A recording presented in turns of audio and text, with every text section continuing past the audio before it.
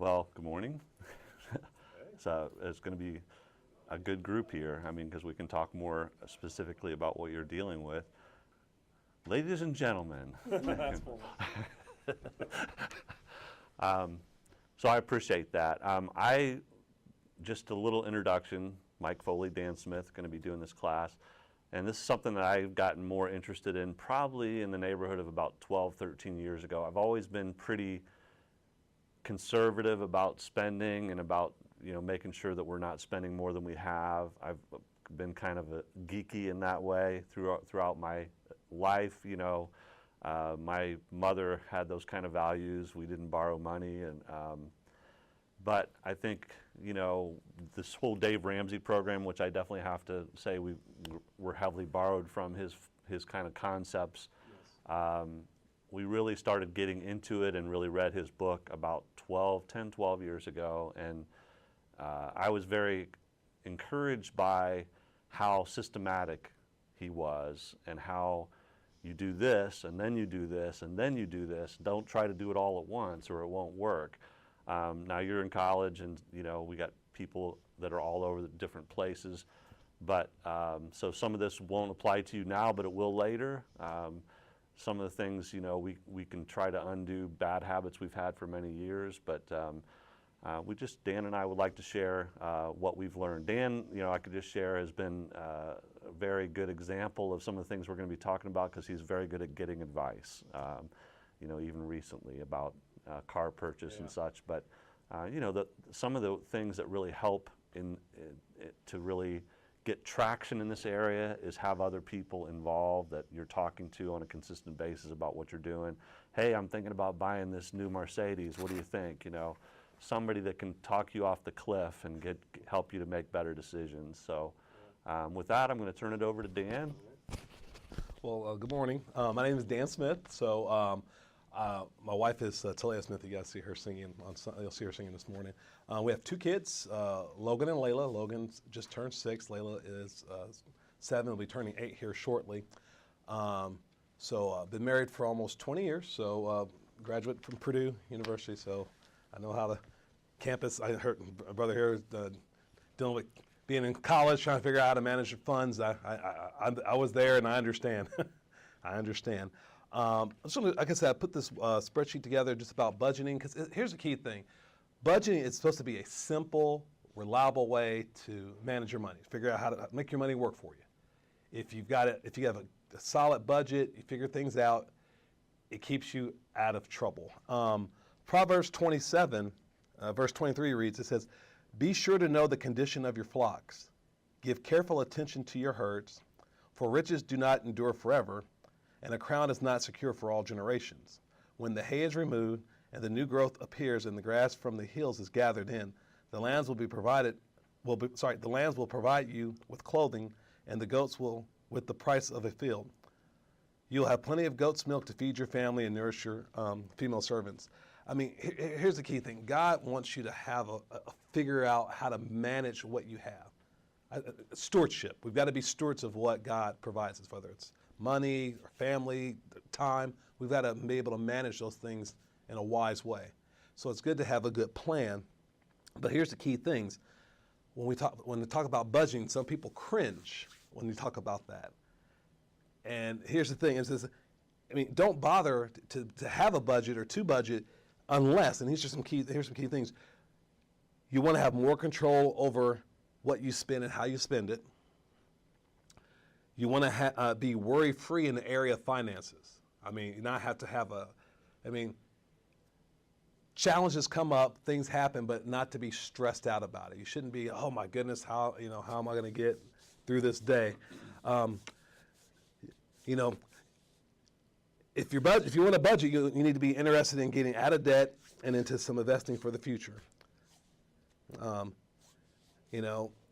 it if you want to, if you're tired of hiding from the truth. If you want to be more spiritual in your giving and in your spending habits. And lastly, and just make sure you're not afraid to be open. Yeah, you got to be open about it. You got to say, hey, this is the real deal. Here's everything. Because if you're not being open and honest, it's kind of hard to deal with anything that's coming up with your finances.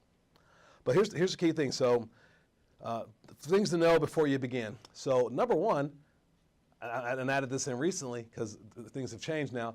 If you want to make it paper or electronic, now I like using Microsoft Excel. It's easy. I can go in and update it pretty easy. Some people rather just take down pen and paper and do it each time. Yeah, it just depends on how. You got to find out what works for you. But there's a lot of great apps out there now. Some folks, and I've heard some people use mint.com. You can do that because you can kind of track. You can link it to your account. You can kind of keep track of what you're spending. You're on your debit card, checking account, your bills, online. It kind of be able to consolidate it. So there's a lot of great tools out there. But once again, they're tools. If you're not going to find out what's best for you, so you can be consistent in this. You just don't want to do it once and then let it, forget about it and not keep up with it. So you need to know what your expenses are. You look at how your income and your expenses. You need to look at what debt you may have. You need to understand what there's details about your debt. You need to make sure if you're trying to keep track, you need to know what your interest rates, your payments, all those details, your balance. Some people don't really know what their balances are on things. So you need to know that detail as you're putting your budget together. And lastly, you want to know what your priorities are for the future. If you're planning on, hey, I need to save money for, and we'll talk about emergency funds later. Emergency funds, 401k. You've got, other things that college things like 529 plan. You need to know what your priorities are that's going to be coming up in the near future or far off future, so you can incorporate that when you're doing your planning of your budget. So as you dial all those things in and you come up with a good budget, and you're looking at all those things that you've got going on, and you go, okay, be prepared. Number one, you got to stick with your budget. You have to get it figured out. And if you guys need help with putting one together or provide, I know Mike and I could provide you guys either paper copies of budgets, samples. I've got an Excel template that I use. Or I can help if you look, hey, I like my phone, I like doing stuff on my phone. We can, maybe recommend some apps that you can take a look at. But once you kind of get that dialed in, you want to stick to it. You need to start sticking to that budget. If you're going to put it together, you need to start following it. Now, here's some things I remember having to do, because I mentioned a couple of things in here about sticking with your budget. I wrote down here, envelope system, online bill pay, doing allowances, etc. When Talaya and I first got married, one thing we did the envelopes. We actually literally filled out envelopes and put cash in them. Yeah, thank you. And put cash in them.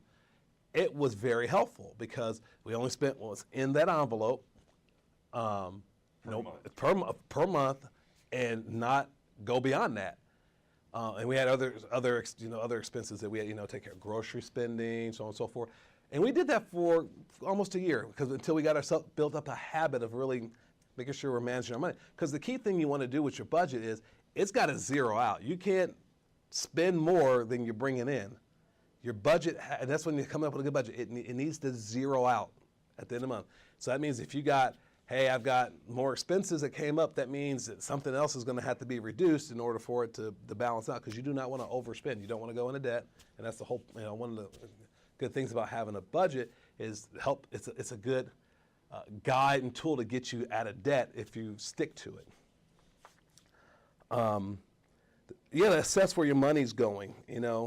I think one thing that we were looking at too when Natalia and I were putting our budgets together is we were thinking about. We wanted to start a family, kids. You need to know where these things are going to go and lay out here.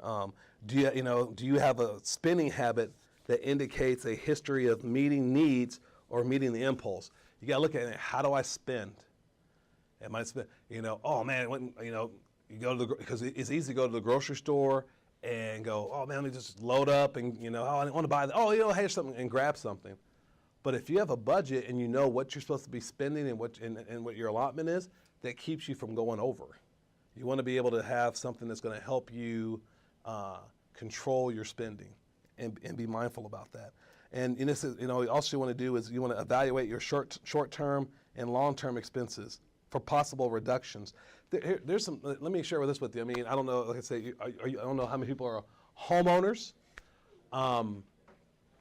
You look at your utilities. You look at things like that. Man, what's going on? Has my electric bill been going up? Why is my electric bill so high? Why is my gas bill so high? Or man, maintenance on a car. There's different things.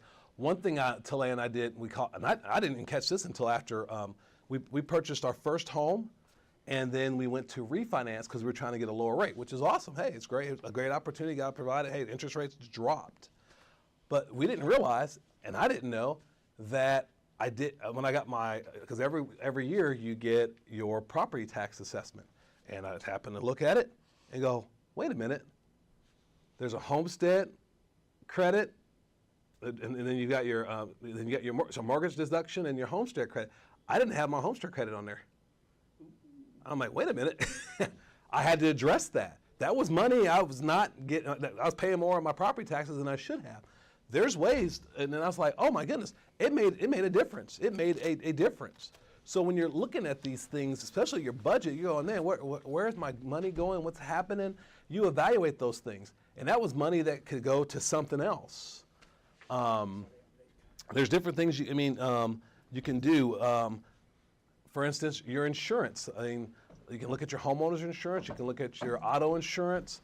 Hey, what am I paying for these things? And am I paying the right amount on it? Is there a better option that I could be saving money on? Not to reduce your quality. I mean, you want to have good insurance. You want to have something that's going to cover you if there's an emergency. But am I really overpaying on my homeowner insurance? Am I overpaying on my term life? If you haven't, we'll get all in that maybe later on if folks, some of these other classes. But I was looking at how much I was paying on my term life. These are things you evaluate. There's a little fun thing before I got married. I want to share. I graduated from Purdue. I was still looking for a real job. So I was working all these other jobs, and I was working at Thompson Consumer Electronics for a period of time. And I was making making a certain amount of money. And I sat down and went, wait a minute. I pulled out my budget because I'm like, wait a minute, I'm going to start having to pay my student loans because there's a 9-month grace period. Wait a minute, how much am I paying again? I went back and looked and went, oh man, I need to get a different job. This ain't going. Now, were my employers happy about it? No, but I'm glad I saw it because that helped me find a different job that was better paying. Some things that you can evaluate, looking at, man, I'm working this job, but I'm driving across town to do it. I'm burning up more gas. I'm putting more miles on my car. There's just different things that when you look at a budget, it really helps you evaluate some of the things that you're doing, like when we first got married, we didn't have cable. When the kids come along, okay, we'll just go ahead. So Celia was staying at home. But then after, I'm like, man, how much are we paying a month for $100?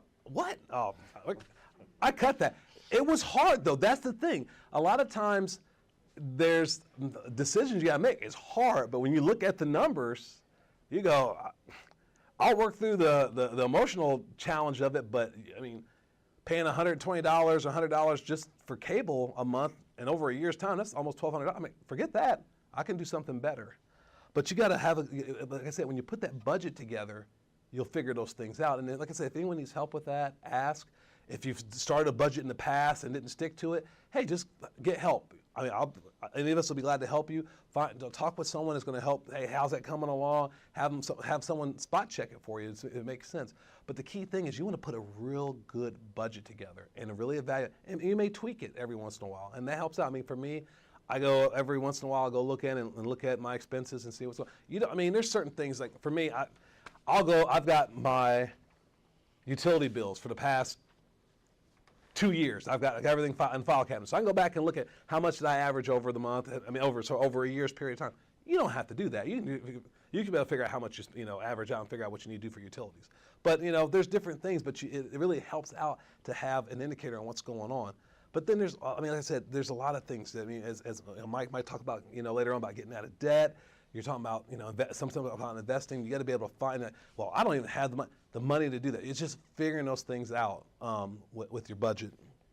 And I want to share one thing for the brother here in college because I remember Talay and I were dating, and even though I was working, I still was broke. You got to learn how to be creative with dates, different things like that. How to keep things simple. I mean, we found free things to do. I remember one time I was working at the student union and I wanted to get Talea something for her birthday, and I was able to. While I was working there, I was grinding coffee for her because I know she really I hate coffee. I don't drink coffee, but she likes coffee. There's a particular coffee she liked, and I'm like, okay. And I went on and and I know how to, for her, she think money's tight for her, but I was able to ground this big container. I got this little container, decorated, ground all this coffee for her. It's just, you just got to be creative on how to manage things. Because that's what I had to do. I mean, and it worked out. My boss was kind of, because they had a professional grinder, and they let me use it. I'm like, oh, thank you, because if not, I would have to go pay extra to get it to do that. So. And she's still married. And she's still married to me. I don't believe it. But no, I mean, there's just different things. I mean, there's things that come up, and this is going to kind of lead into the next section here. I mean, if you have any questions, now's a good time. I mean, any questions about budgeting before I go into the next section? Because I want to make sure. We're going to talk more nuts and bolts about budgeting. Yeah. Why don't we just Let's keep going. It's high level. The next piece about this, and you'll see it on the page I told you about emergency fund. Here's the key thing, and this is important. It's going to rain. You need a rainy day fund. I can share stories. I mean, just even recently, Logan fell down the stairs 2 years ago. That was $6,000 for ER visit. Now, luckily, while one of the things we were doing is I had a HSA that we were utilizing with my company because we had a high deductible plan. So I was putting money in to that, which was nice because it's tax deductible and it's all those great things. But that money came in handy because it was saved and it was there available. I think it's been about now 3 months. Had a car accident. I out of nowhere, I was making a turn. Bam! You know, that's money. You still have to pay the deductibles. Most folks have $1,000. Luckily for me, I only had a $400 deductible. But the money's got to be there. It's going to rain. Something's going to happen. You know, I just had my front porch and back patio. I had to get that because it was cracking. I had to get it repaired. Things come up, and the last thing you want to do is have the mindset of, hey, I got a credit card. So if anything emergency up, I got my credit card. That's kind of what most people think. That's most people's mindset. But you don't want to have that mindset. The mindset needs to be, hey, I'm going to save. If you talk to anyone from from an older generation, they didn't rely on credit cards. They saved money for emergencies. That's it. Now people nowadays, everyone just going, oh well, I got a credit card. I got this for emergency. No, you want to try to save up money and the best you can. And this may be hard. I mean, like I said, you can reference Luke 14. You know, about suppose one person wants to save to build a tower, you got to estimate the cost. You've got to really think about things that, I mean, if you own a home, you have a car, your own body, you need to have some money there in case there's an emergency that comes up. You got to plan for those things. And the best thing is, I would start out with, a lot of recommendations is starting out with like $1,000 for an emergency fund. And that may be hard for some, it may not be hard, I don't know, it just depends on where you are. But you need to have a set of money there, and it needs to be liquid, it needs to be accessible for emergencies only. So the first thing I would recommend is making a priority to fund it up, get it and only use it for emergencies. You know, paying a pizza guy is not an emergency, you know. Real absolute emergencies, put that money, keep it liquid. And, you know, and then if an emergency happens, dip into it. It's there for emergencies. But after you do that, make sure you get it back up to $1,000. And as you're going along, and if you're in a position where you are debt-free and you don't have any other expenses, then I recommend trying to have 3 to 6 months of reserves there available for any type of job loss, anything that may come up, illness, whatever, death in the family, things come up. And you want to be prepared for it. You know, you just got to be prepared. You got to figure it out. But I mean, it's a good rule of thumb there. But where to start with all these things? You know, we talked about the budgeting and the emergency fund. I mean, you got to just, like I said, lay out your budget, get it started, and evaluate your expenses. Look at things. I mean, look at what you're paying for, like I said before, your utilities, insurance, just look at these things. I mean, like I said, I had money just there and with my property taxes once I caught that. I told my siblings about it, and some of them checked and went, oh, they forgot. When you refinance, you have to refile your paperwork to get these credits and deductions on your property taxes. There's just, and like I said, talking to other people who are in the same mindset, trying to work on their finances, you'll just be finding out different things. Evaluate for vacation. Sometimes we did staycations. We didn't go, we did a staycation. Honestly, we're going to probably do that this October since we had the car and the porch and stuff. It's what you have to do. I mean, you just got to be wise and make those hard decisions. But the thing is you look at long term. Long term, you want to try to, get things done. And I think short term, he'll have these short term games, as like I said, as I think leading into Mike talking about, paying debt. When you start paying stuff off, it's awesome. And when you start having money set aside for an emergency, you have that security. And it's not because, you got to have the heart of, God's blessing me with this and helping me figure these things out. And if there's an emergency comes up, I can be prepared for it. And I think that's what you want to do. You want to be your best about planning for these things. So if something does come up, you'll be prepared for it. So I'm going to turn over to Mike so he can have some time here as well. So just start out with a scripture that you're probably familiar with, Romans 13, verse 8. You don't have to turn there if you got a Bible, but I can just read it. Paul speaking, he says, "Let no debt remain outstanding except the continuing debt to love one another. For whoever loves has fulfilled the law." So he says, let no debt remain outstanding except the debt to love each other. And that's kind of a verse that we can kind of look over, but I really think he's talking about literally debt. That as Christians, we should be looking toward no debt. That doesn't mean that debt is a sin necessarily. I mean, there's things that happen, medical things that happen that we have no control over that can really throw us way out of line with our finances and the need to borrow the money. Otherwise, if you got to have surgery, you got no choice, But as Christians, I think our goal needs to be being out of debt. And I think debt is so prevalent in our society that it's ridiculous, and it's almost looked at as the norm, and it's okay. And the whole credit card industry is a billions and billions of dollar industry based on our concept as a society that debt is fine. And they love it when you don't pay off the credit card. They love it when you pay the minimum. That means they're making 17% on your money every month. In some cases worse than that. So I guess if nothing else, you're going to hear from me is debt is terrible, and credit card debt is especially terrible. And in my view, if you're not able to pay off a credit card on a monthly basis in full, you should not be using a credit card.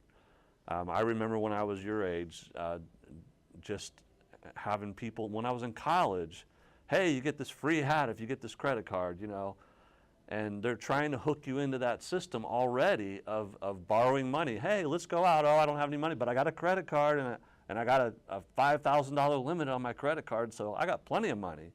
That is just extremely slippery slope that it will lead you to nothing but pain in your life. So anyway, another verse before we get into some nuts and bolts, Luke chapter 3, verse 14, Jesus on the Sermon on the Mount, or John the Baptist is talking to this group of people, and these soldiers come up and say, what should we be doing, to be right with God? It's interesting. Another one that can be easy to just overlook. Luke chapter 3, verse 14, some soldiers asked him, and what should we do? They were kind of like generally saying, what do you think we should be doing to be right with God? He said, don't extort money and He says, don't extort money and don't accuse people falsely. Be content with your pay. That's an interesting concept because a lot of our problems with money come from not being content with how much money we have. So we want to have what other people have who maybe have more money than us, so we get it even though we can't afford it. The other verse that comes to mind is we should be content with food and shelter. That's really all we need as Christians. We should have simple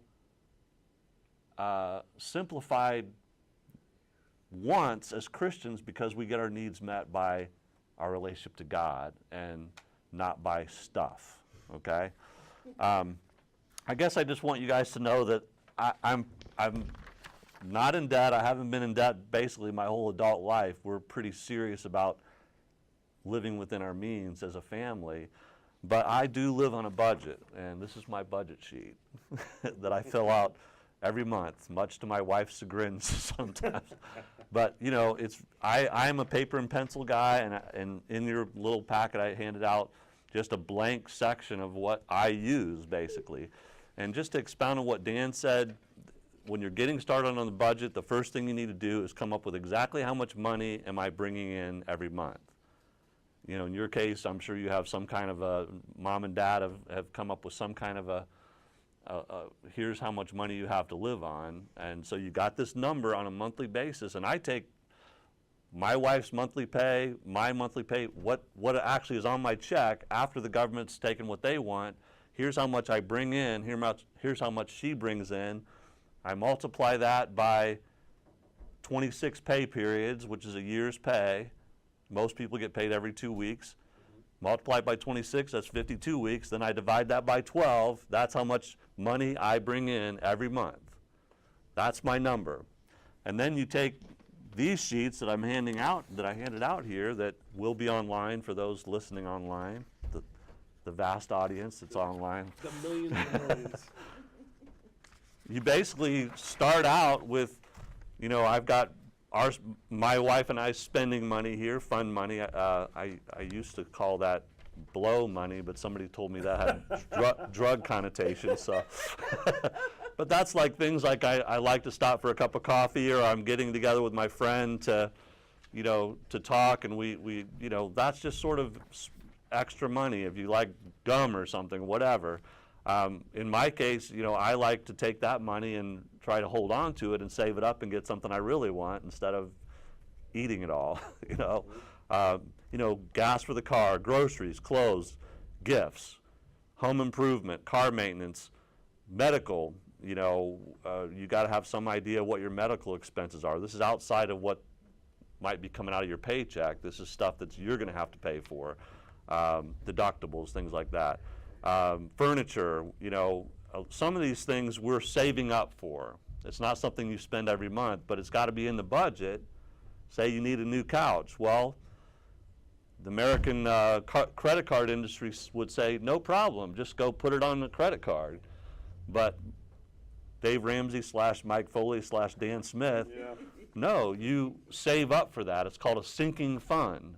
That means that every month you're putting X number of dollars in that furniture budget, and when you have enough money to buy that couch you want, then you go buy it, but the money's there. It's not borrowed. Yep. You've saved for it. Haircuts, school expenses, entertainment, and I've got RAOK. Any guesses on what RAOK means? Probably not. Random acts of kindness. How about that? So, you know, people are always around us that have needs, and we want to be generous people. Well, if you're really serious about living on a budget, that money has to come from somewhere. So we budget it. And, you know, that's not saying we don't go over that, but that adds up over time, and a need comes up. It's like, yeah, sure, I can take care of that. I'm happy to do it. And, you know, we've got that on the budget. So this sheet is all tends to be things that happen every month. And you can see on Mike Foley's sheet from August of this year that groceries is a big part of it. Oh, yeah. That adds up. Yeah. What we do when you see this little thing boxed in here, I'll take a subtotal for the month to see where I'm at, and that's the subtotal. So that's different than everything else, which are individual expenses. But I look at it, especially when it gets toward the end of the month, like, okay, where are we at? You know, maybe I kind of keep a pulse on it. And, you know, it leads to friction sometimes in our family. But my goal is, I'm not the bad guy. It's the budget we agreed to. That's really kind of our authority here. And so if it's in the budget, go for it. You know, that money is there for that. But if it's not in the budget, it's not okay. I mean, but, you know, again, there's give and take, and there's times that you have to you know, kind of make some exceptions, et cetera, and save up later. But, you know, even over the summer, my wife and I had, you know, we're in pretty good shape financially. We're not in debt, but I do try to live on this budget. And she, you know, she's off work in the summer because she's a teacher and doing a lot more girlfriend stuff, et cetera. It's like, you know, honey, no, we can't do that. We need to maybe wait till next month to do that, because we're really trying to live on this stuff. If it's not something that you actually live on, then you're wasting your time. You know? So that's my view, is that you really come up with this budget. And to expound on what Dan said, what you really want to do when you're starting this out is you have a number for all these areas. Now, these are the ones that you're spending typically some every month. I also have a second sheet that is in your handout that are more yearly costs, but that has to be in your budget as well. Right. But you're not writing down numbers every month on this. Like, for instance, November is a tough month for me because I pay my property taxes, I pay my home insurance, and I pay my car insurance all in November. That's a pretty big ticket item for 1 month, but I'm saving all year for it. So I wrote a few notes down here, my little giving to church. You know, I'm going to talk about that as time permits later, that I think tithing is a concept in the scriptures that we ought to be paying attention to. Mortgage, retirement. You know, if there's, for instance, I don't have a company retirement. A lot of people do, but I have Roth IRAs. So my wife and I have put money in Roth IRAs every month for 20 years. It adds up. So that's in our budget. Savings, vacation, saving up for college savings. Now, you know, those of you that are parents probably know about this, but Indiana has a good feature for saving for college. It's called College Choice Direct, and if you put $5,000 a year in that account, the state of Indiana gives you $1,000 back on your state taxes. It's a great deal. Not too many states in the country have anything close to that. So I can give you more details on that. Life insurance. Dan mentioned term life insurance. I personally think term is the way to go. A lot of people try to sell these whole life and other kinds of insurance policies that I think are not wise. Basically, they're trying to mix investing with your life insurance.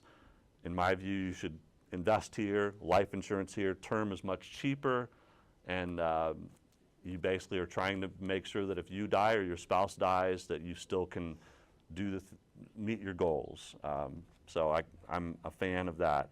Cell phones, again, sometimes people who are dead broke have the nicest cell phones you've ever seen in the world, because the cell phone companies are willing to finance that too, because they're making a lot more money on it that way. So cell phones in general need to be looked at as a luxury, not a necessity. If you're in debt, that's a good place to look. Utilities, again, I guess that's more of a monthly bill, but it's more of a fixed monthly bill, so that's why I put it here. We have a budget for our electric, so it's the same every month. That way it can be a fixed cost in my budget. Car insurance. Now, paying off debt payment, that should be a line item. If you're in debt, you have to have a line item saying, I'm going to chunk this much extra at my debt every month. And if you're really serious about getting out of debt, that needs to be a big number. That's not, if you're $20,000 in debt and you're putting $5 a month toward your debt, you're never going to get out of debt. It's got to be something pretty aggressive. Cable, I think Dan mentioned, you know, I'm on the no cable club. We have a digital antenna and Netflix. That's our allotment. And frankly, I could afford cable, but I don't want to waste money. So Christmas, you know, again, some people don't budget for Christmas. Well, most people in this country spend money at Christmas time more than they normally do on gifts. Well, if you're saving for that all year in a monthly budget, it's there. Special contribution, again, our church has done that for many years, and it will be doing that for the foreseeable future. I don't see that ever changing. If you're going to give a significant multiple of your normal giving, you better plan for that in your budgeting. Church conferences and special events, you know, again, something that comes up. If you have that in your monthly budget, you're thinking about that, the money's there. So I guess that's my system. Again, we're happy to sit down and help you. I want to emphasize something Dan said as well, that you have to come up with something that works for you. And I've had a few things come up through teaching this kind of stuff for several years. One brother said to me, I've got this great budget and it's all online and everything's, but I can't get my wife to log in. Okay, well, do something that your wife is comfortable with then. Don't make her fit into what works for you. Make something that works for everybody. That's this thing I've got sitting at my desk at home, and my wife wants to know how much money's left. She can go down and look at it. My wife has to do minimal amount because she's not into this stuff as much as I am. So I try to make it easier for her. She doesn't have to log in. She just goes and looks at a piece of paper.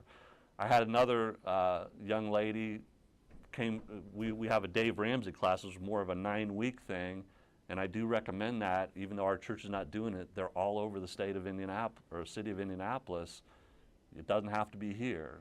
Just sign up for a class. It's a great class. There's tons of them. So anyway, she was sitting through the class, and she's like, I get home from work and I don't have time to do all this stuff, and several people have that objection. Like, who has the time to, literally once you get this going, here's how long this takes. Okay, I'm big on save the receipts. If it says, do you want a receipt? I always say yes. I want the receipt. I want my wife to have the receipt. She's at the store, she's at the mall, whatever. Just give me your receipts. That's all you have to do. And I take the receipts and I write down the number. It's 2 minutes, on a pretty regular basis. If you let a big pile of receipts sit up and you don't look at them, well, you're kind of defeating the purpose, because you probably get overwhelmed and just say, forget the whole thing. But if you just kind of daily have this thing, I come home, I hang up my car keys, I put the phone where it goes, I take, find at some point the receipts and I go write them down, and then maybe toward the end of the month you got to take a closer look at it to see where you're at. So these are kind of the nuts and bolts that have worked for us over many, many years. What are we doing time-wise here? It is 9:38. Okay. Let's go ahead to this. I've got a sheet that starts out practical advice, if you got that in your handout. Over time, I've just written down several things that I feel like, in my view, are good ideas. This is not the Bible, but it's my ideas of what makes sense. Now, some of the things that are on here don't apply when you're getting out of debt.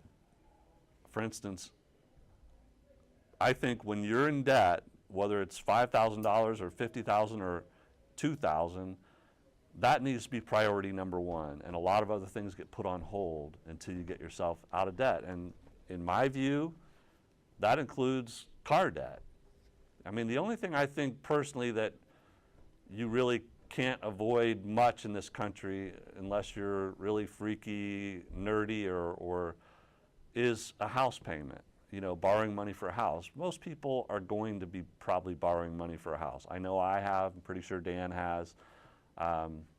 Ramsey recommends trying to get yourself in a house that you can afford a 15-year mortgage on instead of 30, because basically that sets you up to be out of house payments by the time maybe your kids are going to college, and all of a sudden you got this other huge expense and you don't have this house payment. That's what has happened with the Mike Foley family, and it's been very nice not to have a house payment. But things like retirement, contributing to your 401k, there's a lot of things that we're going to look through here that I would put off until you get yourself out of debt. Well, my company matches it, I have to put it in there. Well, get yourself out of debt first, because if you've got credit card debt and you're paying 20% a month interest on that, that's the priority. Get rid of that one first. Then you can start moving towards your retirement. Okay, I'm just going to kind of rifle through practical advice. Pay your bills as soon as you see them. Again, you go to your mailbox, you got a bill. Hey, that's not due for a month, I'll just set that over here. I say, handle, you got the bill in your hand, go ahead, write the check, put it in the envelope, put it back in the mailbox and be done with it. It gives you a more accurate view of where your finances are really at, because that is money you owe, and it's not going to save you a whole lot of money in interest or anything else to wait 20 days to pay that. And you have a lot less tendency to forget about paying it and have late fees and things like that. Make it simple. I mentioned college choice already. We'll pass that. Stay away from credit cards. Have a will. You know, again, these are just kind of basic things, but if you have dependents, you should spend the time. It's not that difficult to sit down. You can do legalzoom.com is one I've recently used with my mother-in-law. You have to get signatures notarized. It's not that big a deal. In our case, you know, with my mother-in-law, it's very simple. She doesn't have any assets other than money, and she wants to give it equally to her kids. It's not difficult, but if you don't have that in place and somebody passes away, you go through a lot of major hassles. Number 5, pay cash for cars. Well, you know, again, the advertising out there makes you feel like, hey, it's only $199 a month, you know, you can afford that. They're not telling you the cost of that car. That should bring up red flags in your mind. Somebody who's trying to sell you something and not tell you what it costs, there's something wrong with that. But you look at all the car commercials, none of them tell you what they cost. It's only this much a month. Well, they've got it set up where you pay that much a month, and they're going to make money on it, and they make more money on it if you do it that way versus saving up. And I don't recommend buying new cars unless you're a millionaire. You can get by with what a car that you can afford, and again, you got a car fund in your budget, you're saving up for it, and if you have to buy a beater to get you around while you save up for a better car, and you get something instead of a $2,000 car, you've saved up, now you've bought a $5,000 car. Now, you know, that car lasts a few years, you can save up and get, you know, an $8,000 car, but that's totally different from what most people do. And your friend's driving this brand new car, you know, I mean, it's funny, this little girl next door to me, she's driving a brand new car, and I just, you know, kidding around with her, she just graduated college. I'm like, you're not allowed to have a better car than me, you know, I mean, but the mentality is, oh, you know, I can afford this. Well, it's things that dig you deeper and deeper in debt in your lifetime. You're never going to get out of debt buying brand new cars and thinking, well, I can afford the payment. So, number 6, I said get advice from someone who's been there. Proverbs is a very good thing if you're trying to get motivation in your financial world. Read through the book of Proverbs and underline everything that has anything to do with money. There is a lot there in Proverbs. Proverbs 11:14 just is about getting advice.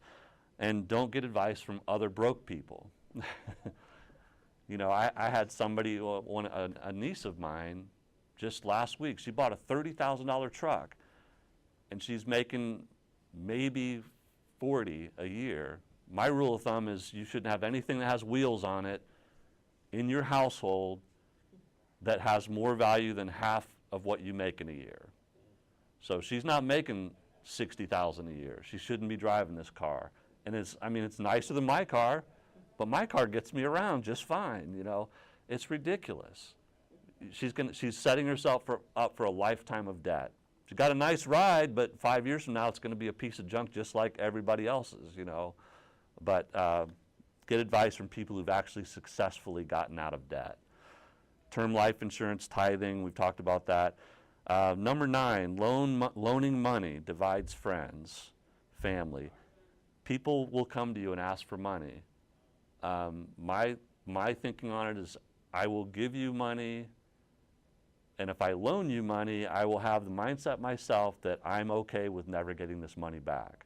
If you give people money and you have a high expectation that they better pay you back, don't loan it to them. It divides families, it divides friends, it's insidious. Number 10 is related to that. Don't co-sign for even family members unless you resign that you're willing to pay that debt off yourself.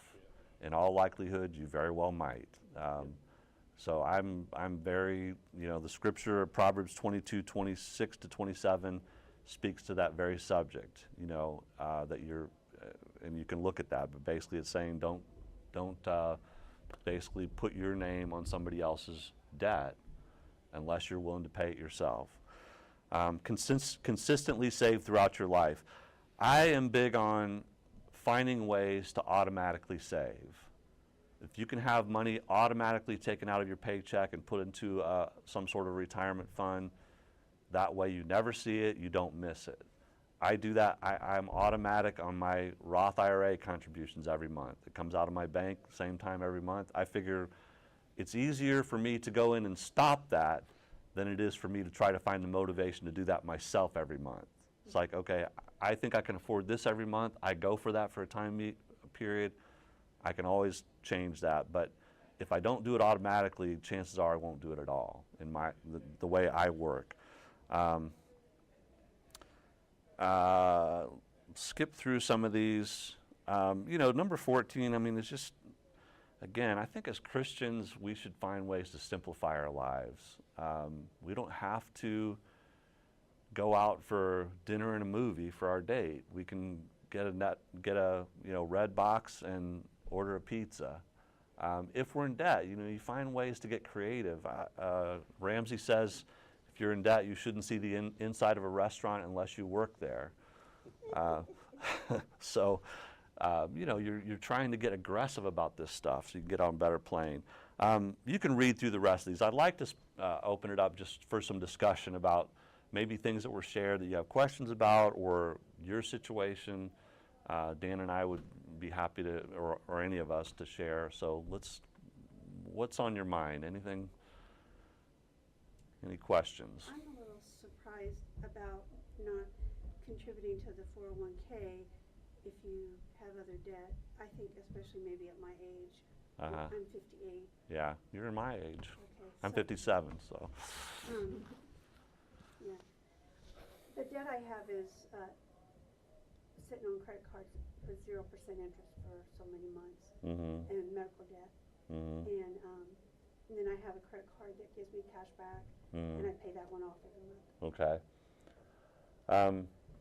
I mean, I think maybe we should sit down and look at specifics and the numbers and that kind of thing. And these are rules of thumb.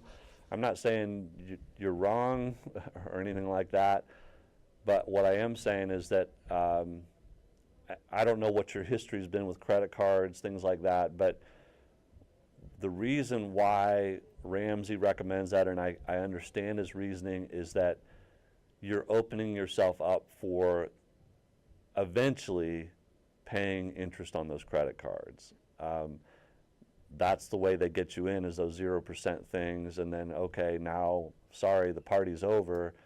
Now you're going to pay X number of dollars, and you've got no recourse because some people will switch to another credit card at that point. I just think that it's kind of, it can be a very slippery slope. And I'm not saying that there's not people who figured out ways to jump around and avoid the credit card, but the credit card companies are not our friend. Right. And they're trying to find ways to get more money out of you than you want to give them. And so if there's ways you can, as soon as you can cut the cord and not be dealing with those people, the better off you're going to be. But your specific situation, I'd be happy to sit down and look at the numbers and see if we can kind of reason with each other about what makes sense. But that's the reason why he would recommend putting that off until you get out of those credit card debts. So, any other thoughts? This is another financial guru right here. So, you have any thoughts on that? On that particular thing, I was just thinking about it. This may or may not be similar, but for me, I had some inheritance from my parents that was in investments in the stock market, for instance. And then I've got a home equity line of credit at a certain rate, and I've had to make a choice at times to say, you know what, the rate on the home equity line could go up. And the stock market isn't guaranteed, but that debt is kind of forever. Yeah. I mean, if you don't pay it off, it's just, it can go up in ways that maybe the stock market can't. So there's times that I've consciously made a decision to liquidate some of my investment money and move it over to the, to pay down the home equity line. But I don't have a mortgage. We just have the home equity line at this point, so. I don't know if that's exactly a similar situation, but just to understand, I mean, debt will, like you said, it can, those rates can go up, those 0% can become, you know, a big percentage. And I'd say 16 or 17% is even conservative. Some of them are more like 25, 28%. Yeah.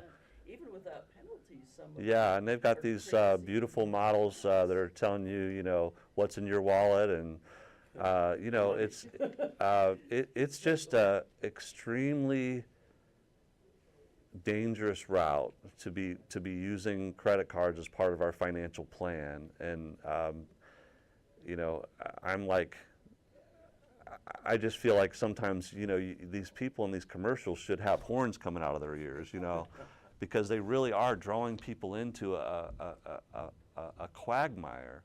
And you know, some people are disciplined enough to get a credit card, and I will say this, I mean, just full disclosure, my son Justin, he's been a student of mine since he started a Roth IRA with my help, encouragement, at 19. Justin didn't go to college, and he's got a considerable amount of money saved up. He works for a food service, but I started looking like, and again, Dave Ramsey, don't listen to this tape because you'll fire me, but Justin has no credit score because he's never borrowed money. He bought a car last year, a used car. He bought a nice little Honda. It's nicer than my car, once again. He paid cash for it, but you know, you can find your credit score free on like Discover or whatever. He has a 0 credit score. If he ever needed to borrow money, he would not be able to. So we applied for a credit card. You guys are going to say, you are the biggest hypocrite I've ever heard in my life. But no, he has to have some kind of established credit where he's borrowed money with a credit card and paid it off every month. Now, I wouldn't tell most people to do that, but my son Justin is pretty disciplined with his money, and I want him to have some sort of a credit record. So how do I bring those two opposing concepts together? Well, it's trying to make my son so he, at some point, if he needs to buy a house, can do it. Again, Ramsey says, no, you don't need that. Just save $180,000 and pay cash for your house. That's not as realistic for most people. So, any other thoughts on that? What do you? I think, here's the thing. I mean, full disclosure. I mean, I've got Dave Ramsey, Clark Howard. There's different other financial gurus I've listened to. So, like I said, I've got a credit card I pay each month. Now, is that the best option? I mean, I still do. I mean, that's what I do. But that's after years of not having a credit card and not doing that. I mean, we want to decide if let's go ahead and have one, just to make sure we can, you know, if we needed to pay something, in case of, like I said, with debit cards not being, I mean, because like I said, I'm starting to learn that debit cards are trying to be a little more safer than before, but a lot of times you don't want to give people access to your debit card, you know, if you have to pay utility bills, stuff like that. So I said, we'll just go ahead and just do a credit card, pay it, and then pay it off, and that'd be easier to do it that way. Yeah. I've been doing that, but I think debit cards are becoming to be more safe now. So. Well, and I guess I think I equate it almost like to alcoholism. It's like, again, if I can have a beer and it's not a problem for me, okay, fine. But I don't necessarily need to take my alcoholic friend to the bar, you know, and say, you know, I'm going to have a beer, but I know you're not, you know. And that's the way credit cards are. There's a certain percentage of people, which I'd say is most people, that are going to hurt themselves getting involved with credit cards. And but it's just a weird system that we're in, where you almost have to show some ability to pay debt. And I guess I'll share that, having taught this type of class for a while, I know that there's a demographic within our church and within our society that it's extremely dangerous. Yeah, I'm pretty disciplined with my credit cards. Yeah. But I'd like to help you just not be dealing with them at all. So what I would like to help you get. I think my other question is, do I go with tie my full 10% while I'm working on debt is, That's a very good question. And- And my view is you got to work up to that point. Lee, do you have any thoughts on? Here's. I'll just share some of my thoughts through the years about this. In essence, if you have credit card debt, there is some way that you could fashion that you're actually borrowing money to pay your tithe. I'm not a fan of that. I think you should aggressively get yourself out of that debt and then work toward the tithe. But no, I think when you're in debt, it's like I said, you put a lot of things on hold while you're getting yourself out of debt, including even your 401k. Just let's go after this. This is the house is on fire. Let's get the fire out, then we'll deal with the rest of this stuff. But if you kind of dabble in getting out of debt, you never get out of debt. So I think that even does. I think we should continue to give something to the church, but certainly you got to really think through what you're sacrificing. Like if you're, I can't give a tithe, but I'm still going out to eat every week. There's something wrong with that too. So, any thoughts on that, Lee? Yeah, you summed it up pretty good. If somebody's not wanting to tithe because of excessive debt, but if they're not making, pretty strong efforts to reduce that debt, then that's a heart problem. I mean, that's you basically want to aggressively try to get your debt down and then put yourself in a position that God can bless. I mean, that's really what you want. Yeah. Well, amen. I guess we need to start wrapping things up here, right?